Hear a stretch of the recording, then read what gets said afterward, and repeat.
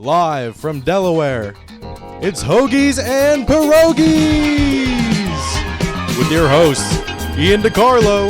We're getting a little double down. Chocolate Rain. And RJ Hammond. I just want some more hot tea in my life. Let's just say he was a good lover.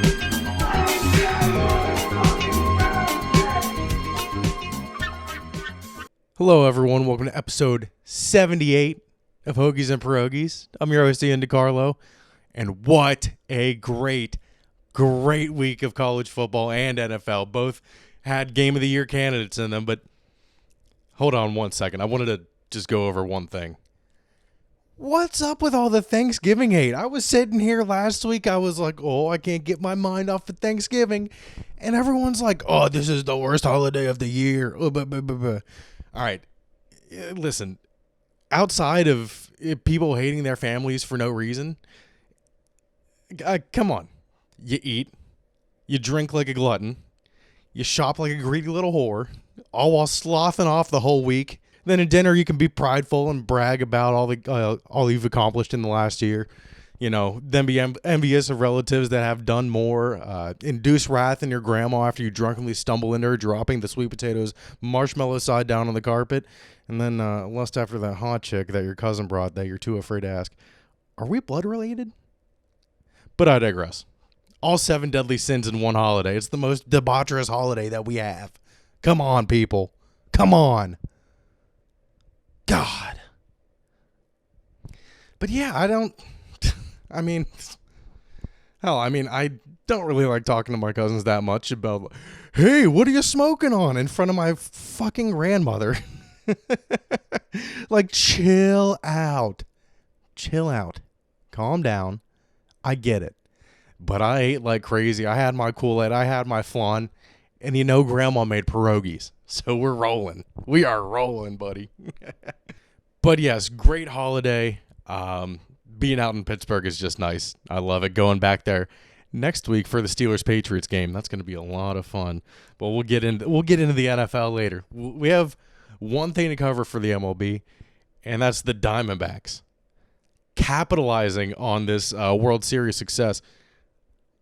Well, I mean, they lost, but still. $300 packages for all home games. All home games. You have to opt in every day, 3 hours before game time. And then you have to go to will call and get your, I think it's a random grandstand ticket. Comes out to $3.70 per game. For 81 games. That's an insane deal. Are you kidding me? Diamondbacks, dude, every other team, they just made it to the World Series. They could do whatever they wanted with tickets, but they decided to make them more affordable for people. Hey, we want everyone to see what we're building here. Come on down and watch. It's a smart move. It's an absolutely smart move. Okay, but that's all I wanted to say about baseball. We're getting into the best week of football, in my opinion, this year. It was incredible. All right. We are just going to start with college football. We'll go over the NFL games on Thursday afterwards. I know I wasn't going to talk about Penn State, but Penn State, oh, you made us believers again. 42-0 against Michigan State. The best offensive performance that they've had since they faced Delaware. Live from Delaware.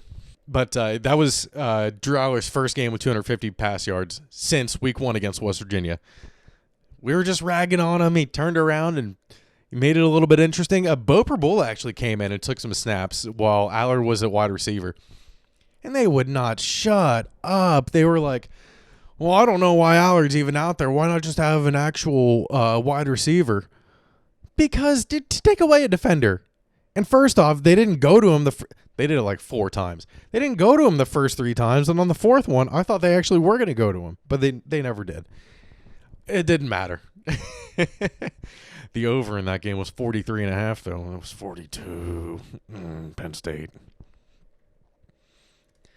Would have added $500 to my total this weekend, but it was still pretty good anyway. Thank you, Texas, by the way, for blowing out Texas Tech. When are we going to set rules for hand wraps? We can just wear boxing gloves now? Safety for Oregon was just out there with a damn balloon on his hand. What the hell? I don't understand why you can't just shape it into a tennis racket at that point. That's crazy. They might be restricting that a little bit after seeing that. Man, big game of the week. Michigan, Ohio State, the big game. Ohio State, you disappointed me. Michigan playing Ohio State looked almost like Michigan playing Penn State. They made them look pretty bad. Like, pretty damn bad. Let me see here. How many interceptions did McCord have? All right, so McCord threw for 270 yards, 2 touchdowns, and 2 interceptions, both of which were damning. The last interception was on the last drive of the game for Ohio State. But, man, they could not stop. Neither team, honestly, could stop the run for the first half. That was a ground and pound type of game with MHJ making highlight reel catches in between. This one, it was tough, and he knew that it was going to come down to the wire. Michigan did take it was 14-10 at halftime. But then Michigan kind of pulled away. It was 24-14 at one point. Or no, 24-17 for a little bit.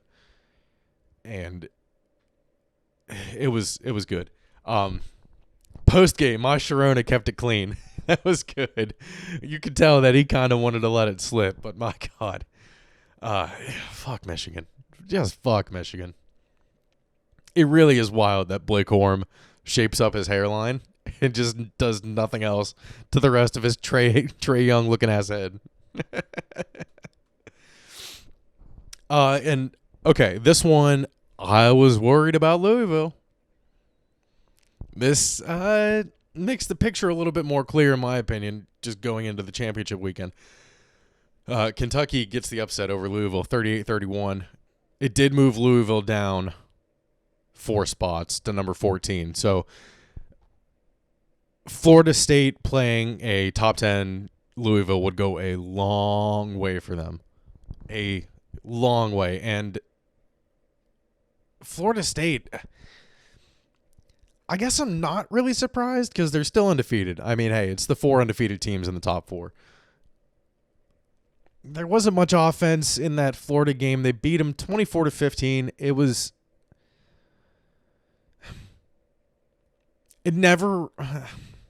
It did kind of look like Florida was going to win at one point. But I never really got that sense that they would. I feel like Rodemaker's a fine game manager. He can't, he's not slinging it down the field. He's not breaking off these runs that Jordan Travis did. But I'm kind of surprised that Oregon isn't ahead of them at this point. Oregon dismantled a frisky Oregon State team. And that was a hell of a game. Oh, my God. We already talked about the the big freaking boxing glove on his hand. But that across the field, across his body pass from Bo Nix solidified his Heisman run this year. Absolutely solidified it. It was minus 130 when I looked after the game, or when I looked on Sunday. I might have to do it.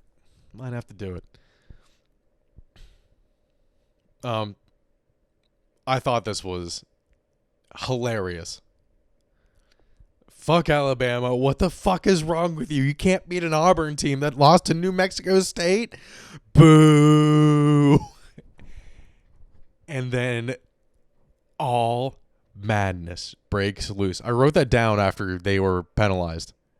Or after they lost the snap. I wrote that down after they lost the snap on their last drive.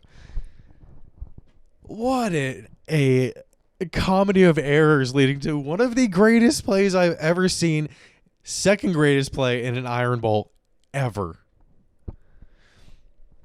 Oh, that was after the bad snap and the penalty. It looked like it was over for Bama, but oh my God, that was game of the year. I don't know what Auburn was doing. That's definitely the team that lost to New Mexico State last week, but they left. I'm not sure. I don't know Alabama's receivers that well. Left him one-on-one in the end zone. Made the catch. 2 feet. That was a big league catch. And Alabama came away 27-24 over Auburn. And Jalen Milroe, you need to shut up. At least until next week.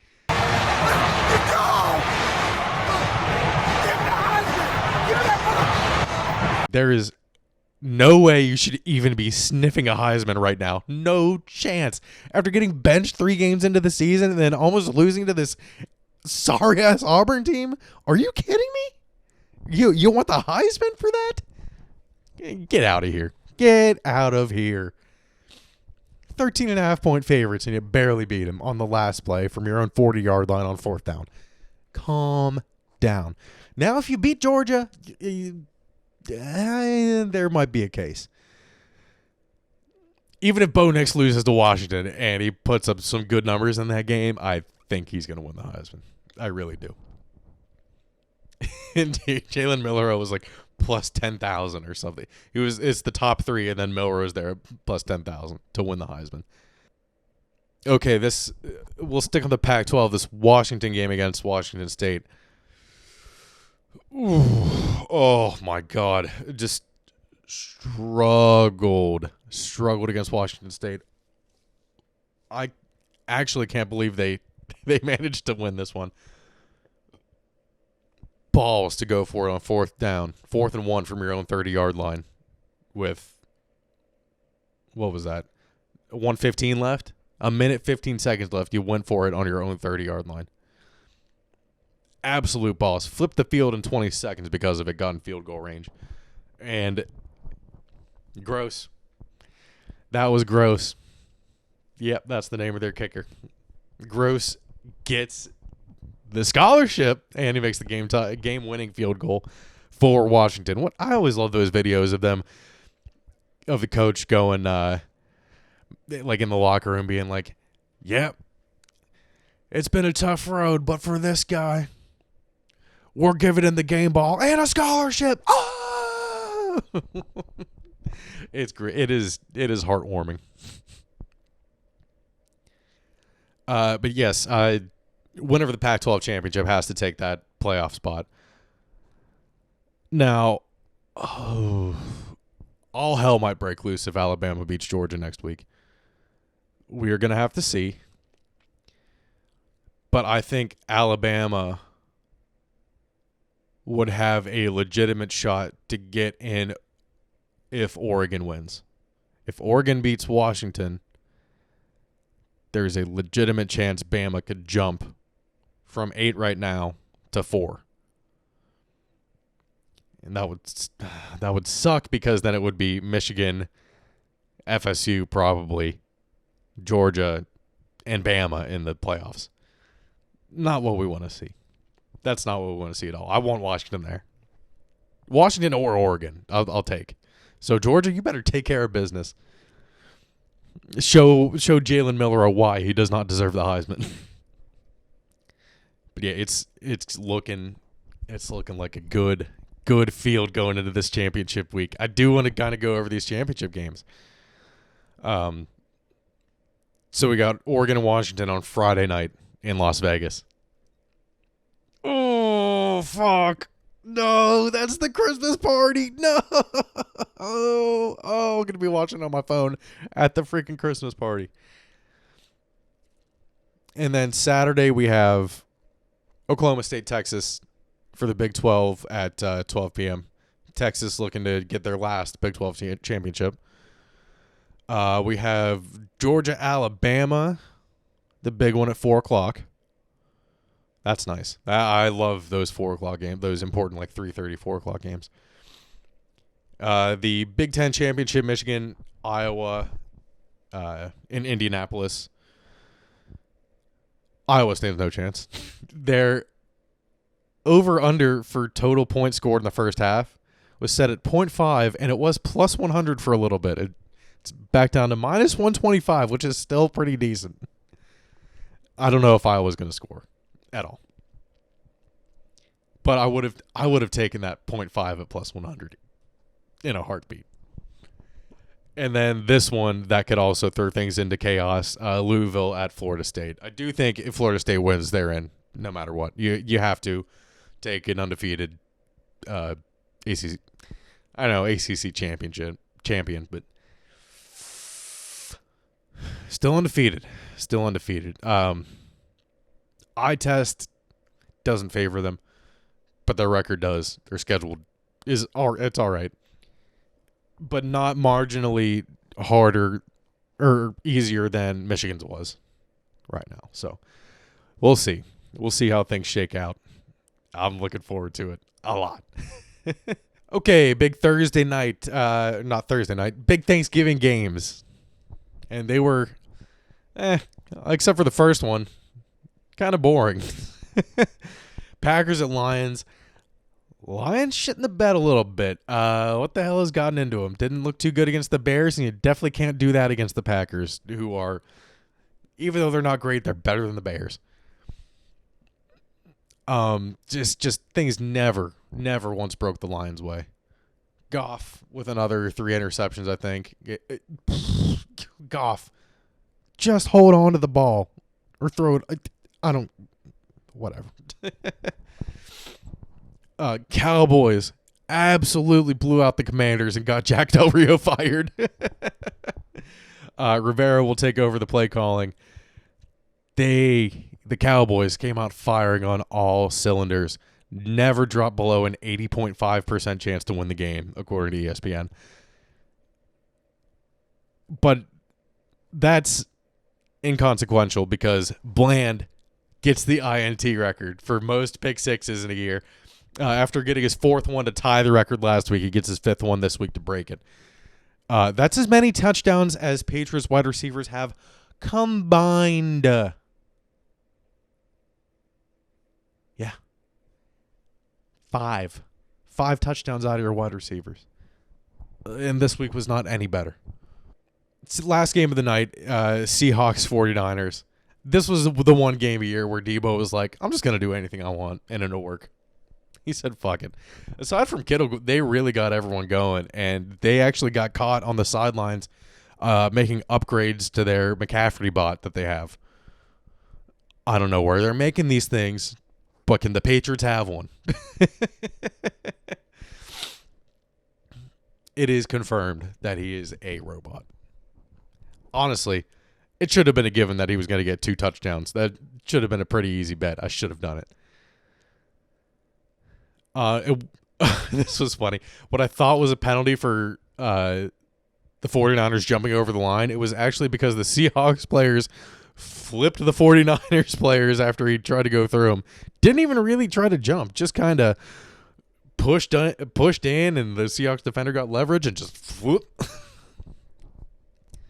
Okay. First Black Friday game ever. And we get Tim Boyle. This guy? We're talking about this guy? But no, it was interesting. I do like the 3 p.m. start. It got me out of having to stay at grandparents' house for longer. So that was nice. But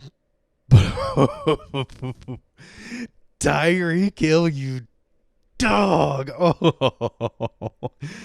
He got the chance to torch Kenny Vaccaro. Now he's fucking his sister off the field.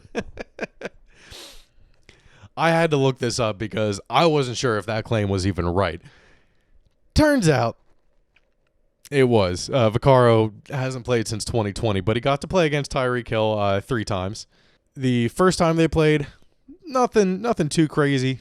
38 rushing or 23 rushing yards, 1 reception for a touchdown of 38 yards. Not crazy for Tyreek. That was pretty early on in Tyreek's career with the Chiefs still. And that's also when Vaccaro was on the Saints. So now that the next time they faced each other was 2019. That was 2016. Tyreek Hill had 1 rush for 3 yards. And then 11 catches, 157 yards, and a touchdown. I know, obviously, that all of these aren't on Vaccaro. He was a safety. He wasn't the main cornerback guarding Tyreek the whole time. And then this one, 5 receptions, 67 yards, 2 touchdowns. The second one was in the playoffs, the third time that they faced in the same year. So they faced each other twice in 2019. The second time was in the playoffs where Tyreek had the 2 touchdowns. So, yeah, I'd say that Tyreek successfully torched the secondary that Vaccaro was in, and now is just rubbing salt in the wound. You want to talk about Black Friday? It's Black Friday for her every day. Yeah, almost had an AJ McCarron 2.0 situation right there. The media team was trolling the shit out of Kirk Herbstreit. It wouldn't be Thanksgiving if the Jets didn't massively fuck up. Oh, Fail Mary was taken, so this one is the Hail Mary. 99-yard interception return on a Hail Mary attempt to go into halftime. Oh, embarrassing. So embarrassing. The Dolphins ended up winning that game 34-13. So it was never particularly close. What was it at halftime? It was 17-6 at halftime. It would have been 10-6 if they would have just kneeled the ball out. Not like that would have changed much, but bad. That was so bad for the Jets. All right, when are we going to stop blaming the fucking ground and just admit that humans aren't built for this kind of impact every single play? Take a play off. Guys would routinely take plays off before all of these injuries started happening. Just calm down. Calm the fuck down. We do not need to be treating every single snap like it's a fucking track start. Jalen Phillips tore his Achilles, and people are blaming it on MetLife. Sure, blame it on MetLife. But these high impact, going all out all the time is not good for you. Which is why, like, all these pitchers throwing 100 miles an hour now they all end up getting Tommy John because they're not meant to throw 100 miles an hour. Bring it down to 96. Come on. Last a little bit longer. My Jesus Christ. Okay, skipping ahead to Sunday.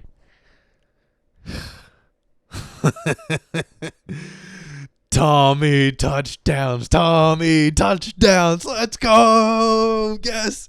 The Giants beat the Patriots, further securing their top 3 pick. Let's go. This virtually guarantees them number 3, so they can have one of May, Williams, MHJ.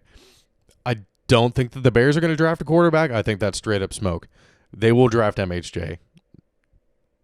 Maybe not no matter what, but DJ Moore helped them a little bit this year, and I feel like the Bears with an MHJ and another pick right behind that at number 4. I mean, how could you not? How could you not take one of those top talents? You know what? Even if they just can't skip on those top 3, which is why I don't think they're going to trade back for number 1. It really just makes sense for them to get another O-lineman at number 4 and just take whoever. If they feel like Fields isn't the guy, take a quarterback. If they feel like he is, take MHJ. It's that simple.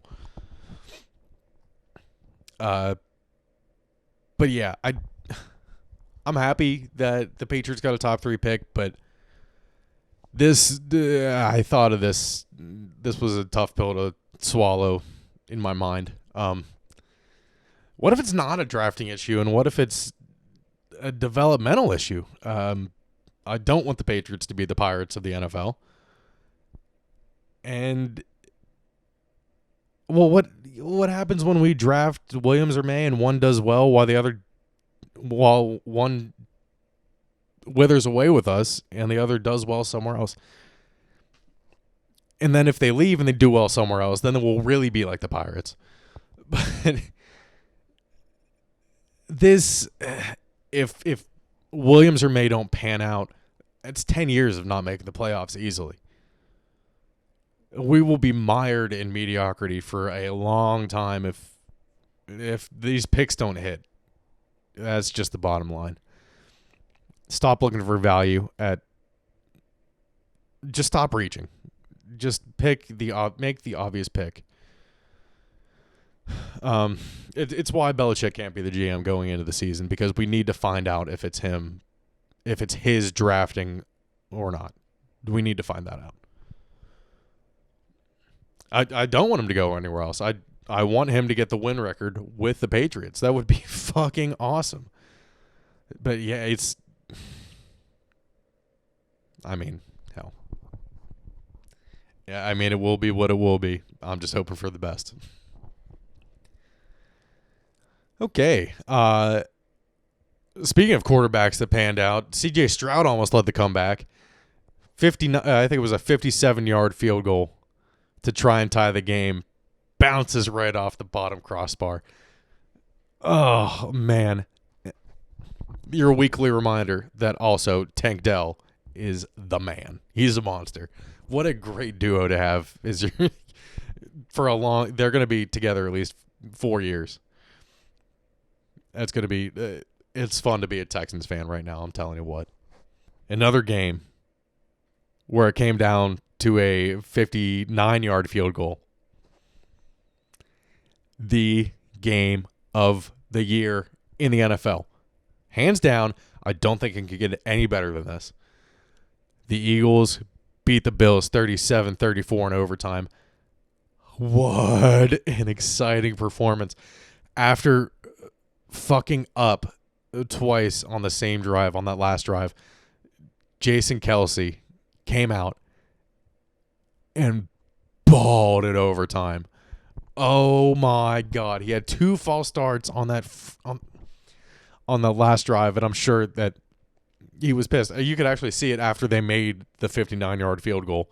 Hurts was just like, and Kelsey was like, all right, I fucked up. It's over. Let's get back to work. And Elliott puts the toe on it, and the kick is good!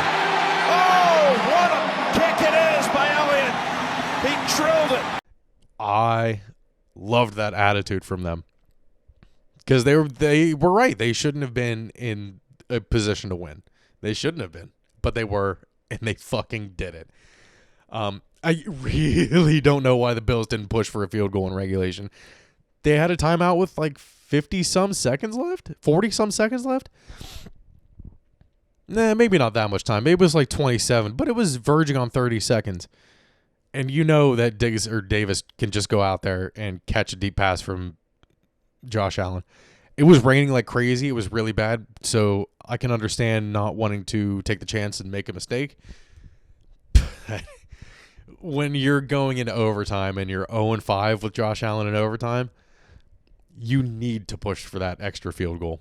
And they were running the ball at will. When the Bills got the ball to start overtime, I was like, it's over. They're going to get a touchdown. They're just going to run it straight in. Nope. Did not. I really think that the Eagles came out strong in overtime. I do think that the Bills blew that game as a whole, but they didn't blow it in overtime. There were so many mistakes the whole game. I got to look that up. So we had fumbles, we had interceptions, there were, oh God. So each team only had a fumble and an interception. It felt like a lot more. It felt like the ball slipped out a lot. The Bills didn't even lose one fumble. They had a fumble, but they didn't lose it. Well, what a barn burner. Oh, my God. High offense, exhilarating. Jalen Hurts had 2 rushing touchdowns. That's the way Eagles football should be. The cardiac Eagles. It was excellent. Could not have asked for a better game. Went to go get wings in the middle of it, came back, had a great Sunday. Okay, we got to go over this. Frank Reich is out as a Panthers head coach after just 11 games. 1-10 is not what you want to be looking for. And I think a lot of people thought that the Texans would be in the same boat as the Panthers are right now. But things are looking electric for the Texans. I don't know who the head coach is going to be for the Panthers, but this is not a good look for them, firing a Matt Rule in the middle of the season last year and then firing Frank Reich in the middle of the season this year. What kind of security does that provide you? Why would you want to come coach for the Panthers if it doesn't work out? You're fucked. Let's see. Anything else? Don't know if there was anything else. I was going to watch a Hard Knocks mid-season edition of the Dolphins. And, I mean, how I've been on a Dolphins, I wouldn't say a hate spree, but making fun of the Dolphins a lot. So I think it would be worth a watch, if not just for McDaniel's antics. I think that would be funny.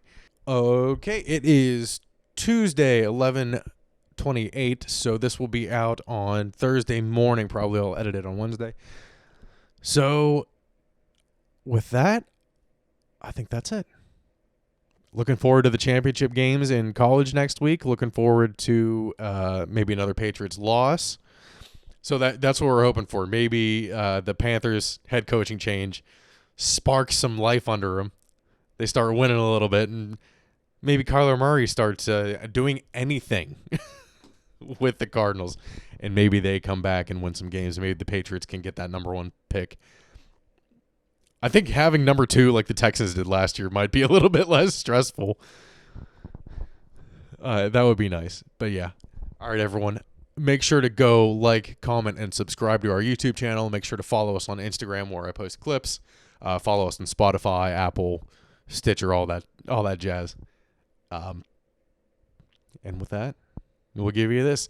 Munch, munch, munch, munch, munch, munch, munch, munch, munch, munch, munch, munch, munch.